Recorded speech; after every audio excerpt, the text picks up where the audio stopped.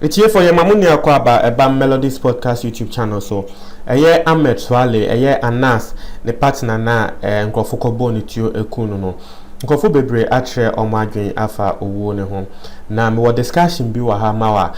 I say, yenya a year more idea, and yenya, I mean, the vivid explanation as to what actually happened on that night.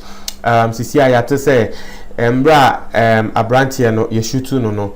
Na area mu for no mu fi say a knockout na nkrofo eto ye nti no bi kra ko bisa ye abranche no you oye shooting no say na openyi toto say na auto knockout by this time no na abranche no ye shooting no osre ye say na nkrofo nim say eye tu na wato atre say odi ekun omo nipa ewo area mu ho nti no I have more discussion on this nti yanko na yanko tie na migidi say yeti a obetse inyamasi ye about his movement plan. All right, so they were waiting for him and they knew when he was going to arrive for the final attack. All right, so it's something that is measured and calculated and was executed.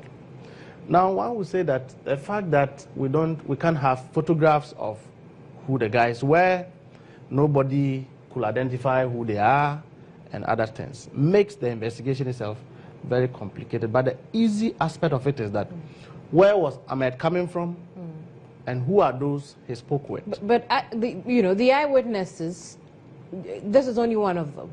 They did see the people. They interacted with the people. It would appear that the fact that the shooting was close range and the assailants wanted to make sure that he died. That is when, if you are able to arrest suspects and you conduct an identification parade, then it's the only way this eyewitness can help in the investigation. Other than that, it's going to be a bit complicated. You see, Anas's work, the work of the Tiger IPI, I have stated it, and up to date, I stand that I don't agree with the method that Anas used in conducting his investigation. Because you see, even in some international jurisdictions, it's a criminal offense to employ such measures in conducting an investigation, where you create a crime, procure evidence to that crime. So you see, it's hurting to a lot of people. And so people may want to take him at this revenge. And they have calculated it. You see, if they didn't plan, you can't do such a thing. Do you understand? According to the narrative, they packed the motor from 3 p.m. To about 9, 10 p.m. thereabout.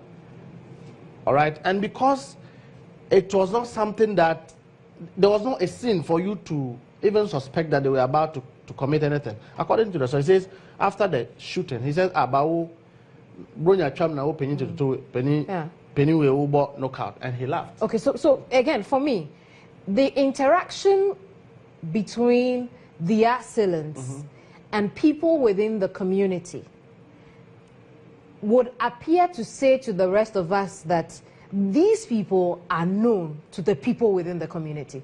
No. Can we say that? No, you can't say that. You can't say that because if you have somebody strangely within your area, sometimes people want to be inclusive. All right? Oh, why are you here? You know, and he says, so we are waiting for someone. But your motto has been on since, say, oh, don't worry, we are just here. It ends it. Because there was no any sin that would draw your attention to what they are there to do, you will not, immediately think that such a crime will be committed. And if there were people within and known within the community, the narrative we are getting would have been different. Would have been different. All right? He will say, oh, I've seen these people before. If you heard him, he says, who are you? We say, we are Langas, we're just waiting for somebody. And no individual will be employed to do this work other than the Langas. And you see, Julius just says something. A bad precedent is always set in the form of bad and unjustifiable measures. We have condoned and connived with some of this and ourselves as a country for a very long time, that we even see people sometimes armed. You don't know where they get their arms from. All right? And I can say that within the current national security setup, I know people who are laggards from Mamobi Nima, they are national security operatives, and they are armed. I see. Kofi, since this event took place, what would you say about how the police is handling the matter, or has handled it so far? Okay, before I go on to that, just a quick comment on the account by the eyewitness. I think that it shows a certain serious attitude in our society. Indeed. Somebody comes to your hood with a motorbike from 3 p.m. to 9:30 p.m. For me, that is strange. So you would have called the police to come around and ask questions, because it is very unusual, and the engine is on. And if you are that security conscious, you should be interpreting a lot of things. Why is the engine on? Okay, so I think it's a general. You think somebody should have called the police on those people from the very beginning? Of course. If I see anybody in my hood, a stranger who is lurking around for an unusually long period of time, I think I'll be alarmed, and I'll be tended to draw the attention of the police. But it is something we so often take for granted. We see people like that, and we don't ask questions, we don't make any case. Now, to your question, as I said earlier, we have heard about some initial steps taken by the police. Like what? We are heard that the police have started talking to some witnesses, and we are only trusting and hoping that as the days go by, they will go into full-scale investigation. One thing about the Ghana Police Service, I am a barracks boy. I grew up in a police barracks. They are highly professional. They can do the job if they want to do the job. I'm sure Mustafa will say it's debatable. I like that. They can do the job if they want to do the job. If they want to do the job. Do you see them wanting to do the job in this case? Yeah, it is early days yet. I've not seen any such signal. But my conviction is that if the police want to do the job, they can get the job done. How are you so hopeful when we can give a long list of journalists who have lost their lives the last couple of years alone, in line, or have been even assaulted in line of duty, yet we have not concluded on those matters? How are you hopeful, Kofi, that this time the police will act differently? That is very sad. But again, we say that the wheel of justice grinds slowly. But sometimes, if you look at some of the cases, for example, the case involving the former Ashanti regional chairman of the GJ, Samuel Enin, who was shot and killed 2007, more than 10 years now, or 10 years now, and still we don't know who did the killing. Bottom. We don't know who did the killing. Sometimes when you look at such instances, you are tempted to believe it is an indictment on our police service. But again, as I said, our police... So that's what I'm asking. What makes you hopeful this time that whatever the case is, we think that the police would get to the bottom of this time? We believe, at least I do, strongly that the police can do their job.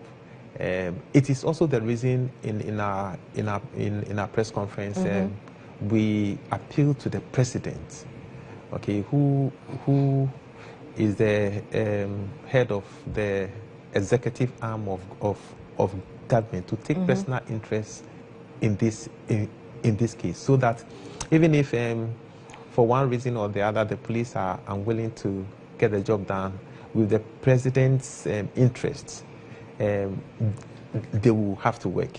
Kofi, I want to stay on you longer. Can the GJA do anything beyond speeches, beyond appeals, beyond hoping that we'll get to the bottom of this? Can you do anything at all? Yeah, I've been asked this question time and again, and sometimes you get the impression that, well, is it a case that people think the speeches are not impactful?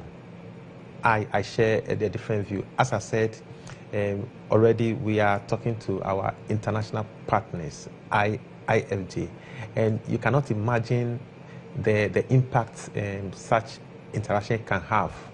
Okay, in your opening remarks, you alluded to the fact that we hosted the World Press Freedom Day last year, and it's the first time an African country had done so.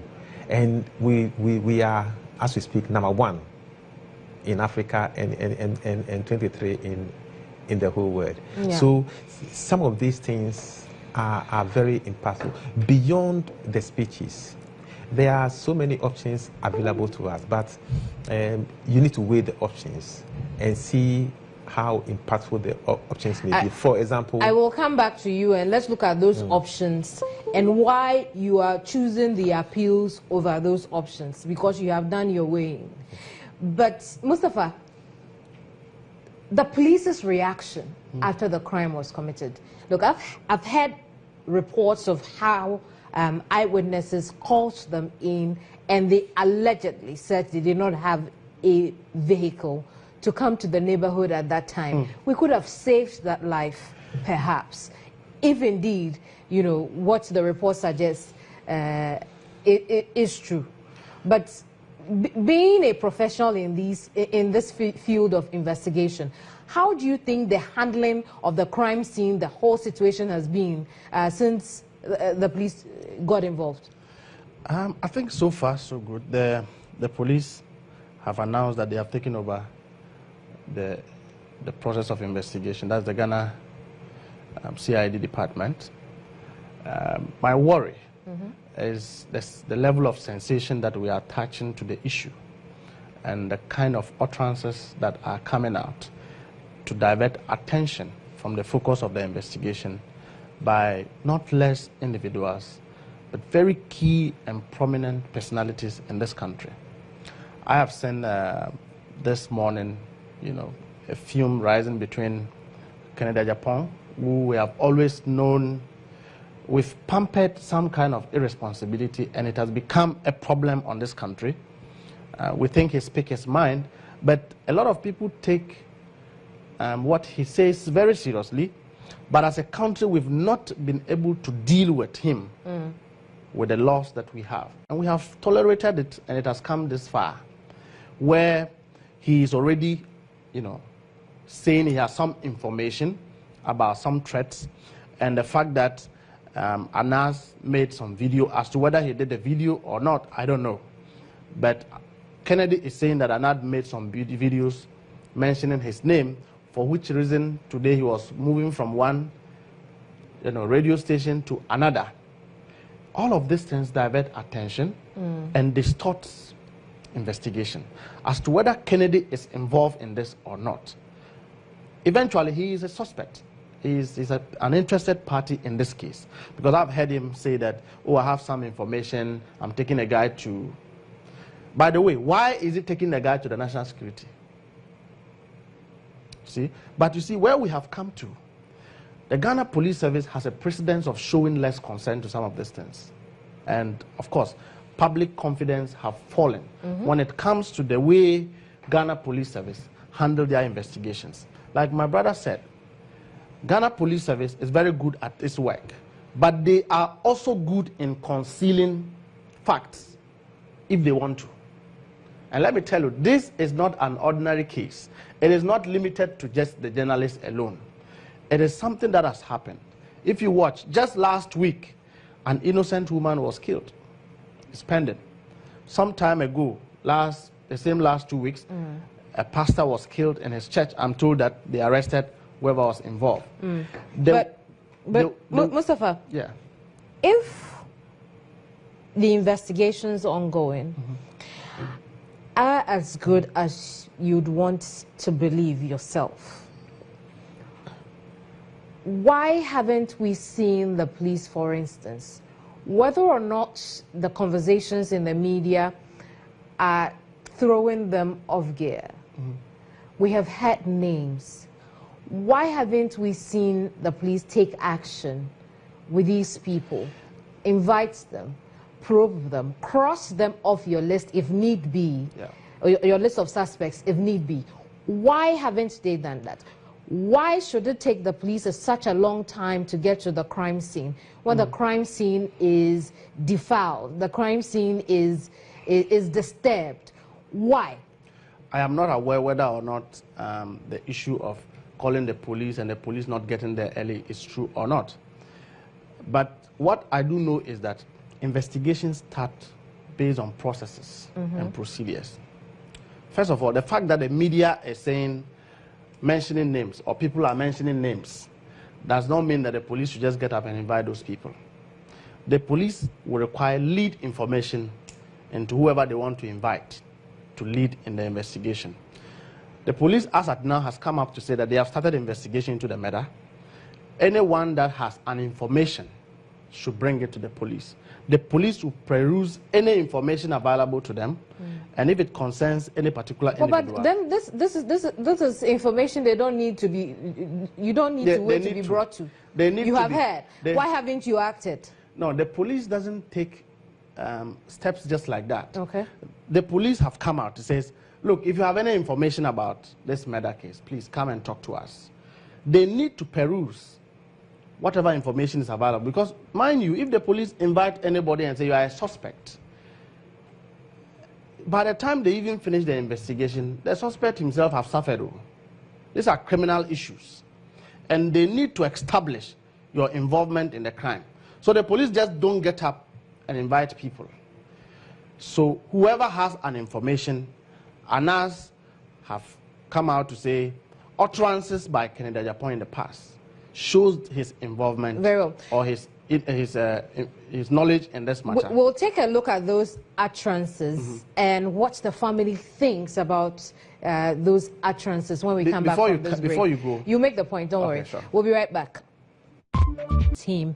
In the studio with me is General Secretary of the Ghana Journalists Association, Kofi Yeboah, and Mustafa Gbandi, who is a private security operative. Now, just before I come back to my guests, let's take a listen to a family member of Ahmed Swale, a family head of Ahmed Swale, who pointed an accusing finger at Asin Central MP, Kennedy Agyapong. Take a look. Ono se na minim no sa ono oni kase wonye obi oye yeti se ono obi wo bibi wontem ha only last year na ayibi bae na kana Agyapong se obi ahunu a omumbunu omunkunu enim obi o treat obi ansa na eso akunu a ye ne dia yantimenka. Also, there he was referring to, again, that utterance that the Asin Central MP made sometime last year when the number 12 documentary or expose was released. But let's take a listen to exactly what the Asin Central MP said, and then we'll analyze that in a moment. Boy, we are very dangerous. What in Medina here? We share maybe a panasu or buy a premises. I be say, me, Mumuno, near baby Amitia. Because a bat, Sir Ahmed, no, Musho, more pictures in the area. Somebody picture and children. We are almost what in Medina, yes. Ayini, boy, no, Ahmed, no, when a friend Ahmed, the picture back one fan to Sunayakis. God, good. The picture back what in Medina here. What bad premises of the Muno. So as you can see rolling on the screen, this is the boy. We're a bad boy.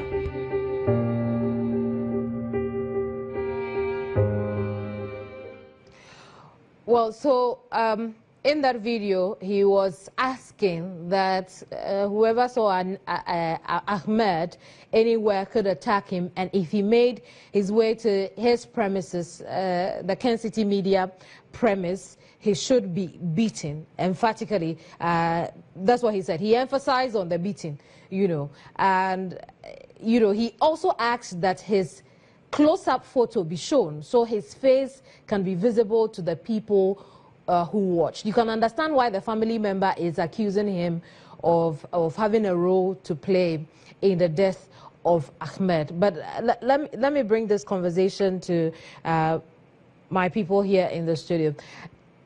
I'll come to you, Mustafa, but let me go to Kofi. Kofi, what did we do after this? When the reason for being an undercover journalist is because you don't want to be known. So when the cover is blown in such a way that it was, and the incitement that followed, what did we do as a fraternity about this? Okay, thank you very much.